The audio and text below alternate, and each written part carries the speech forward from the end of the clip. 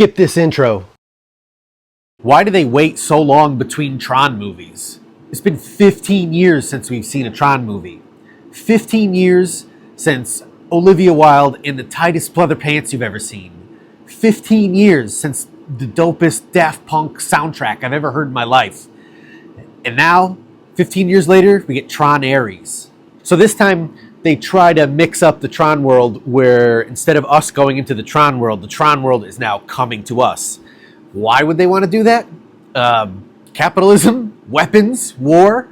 Of course, they want to build these super soldiers and just yank them into our world. Copy and paste, copy and paste. You die, go ahead and print another one.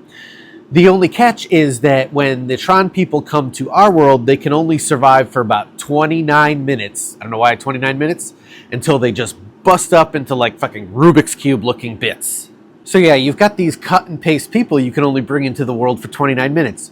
Why would you choose Jared Leto? Let me get this straight.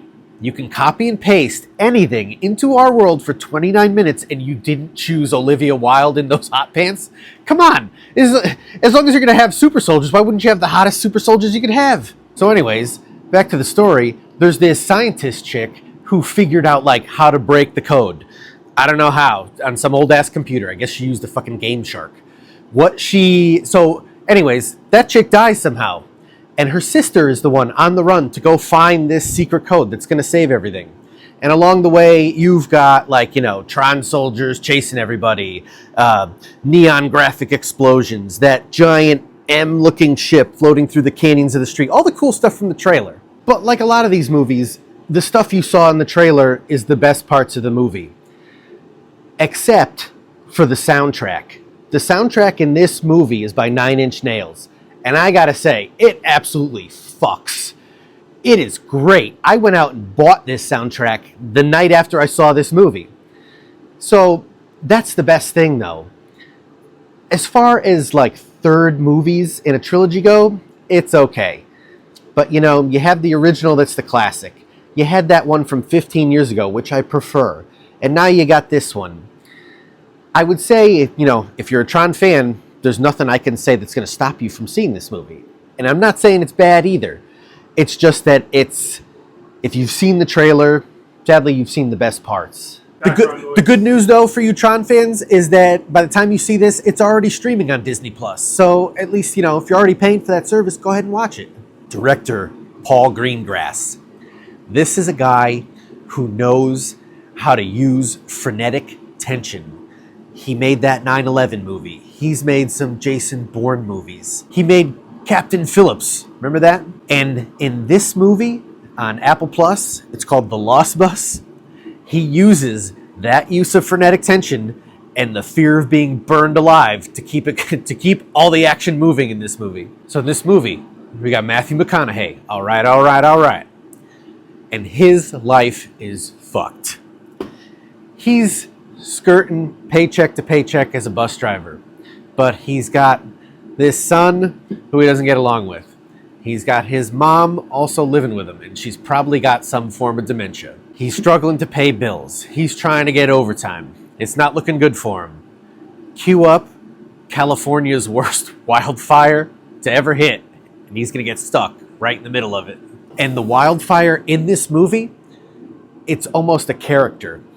It's like the evil spirits from the Evil Dead, where you just see that camera moving. It's unreal how fast these wildfires can move. I didn't know. I live in Connecticut. It rains here every once in a while. California must be the driest place on earth because these wildfires are moving at like a sprinter's pace. And when you see it in motion, it's scary as hell. And what happens when fire moves that quick? People panic. They are running for their lives. They are getting in their cars and they are clogging up roads. And along the way, oh yeah, there's kids in school. They're stuck in the school. And this fire is like, oh, it's on the horizon. We're fine.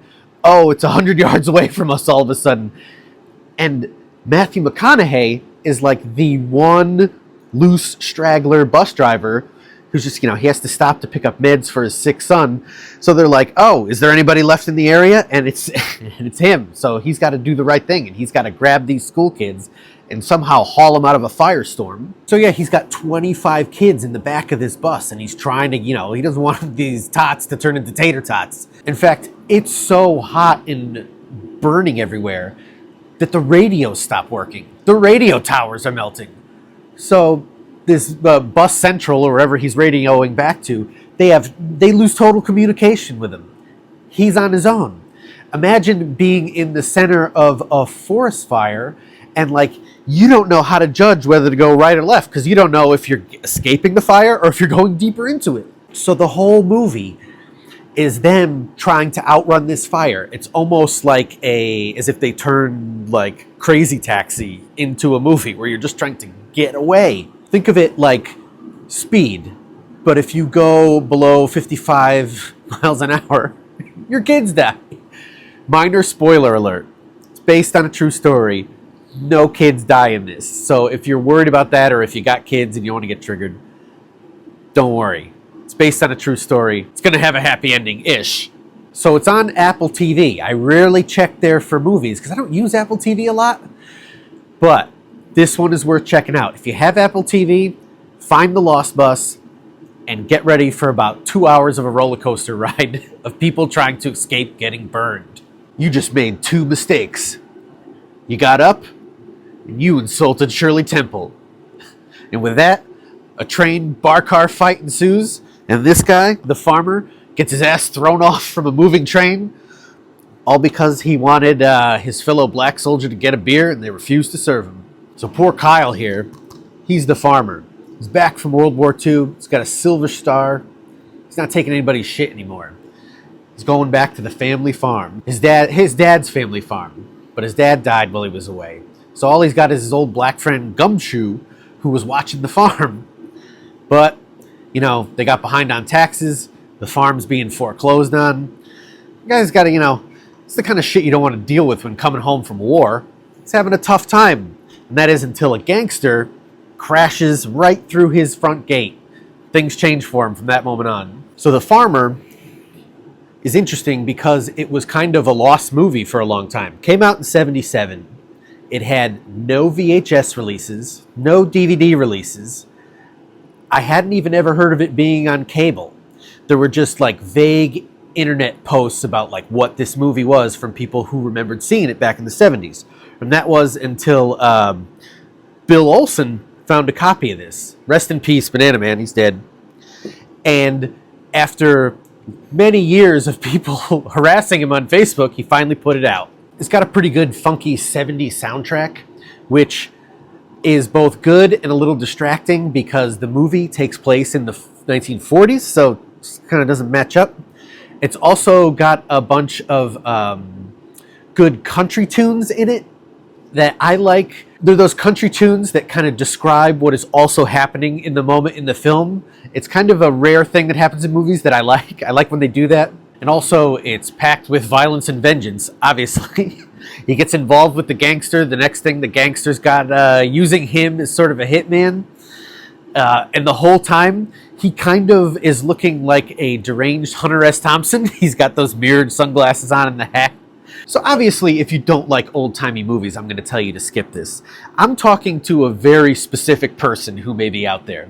If you're interested in movies that were considered lost, if you're interested in 70s movies that are exploitation, they're low budget, they're regional, they were made somewhere in the country you weren't, this is the kind of movie that I think you would be interested in. It kind of reminded me of a little bit of Rolling Thunder, which is kind of, it's one of Quentin Tarantino's favorite underground things. So I think it would have done a lot better and been more memorable if it had chosen any other title other than The Farmer, because in this movie, you don't see him do much farming. And on his farm, I don't see anything growing at all other than he hangs around a tractor. You can watch it for free on Plex if you're interested. I don't have that streaming platform, but you can also rent it pretty easily from Amazon Prime or Apple if you're interested.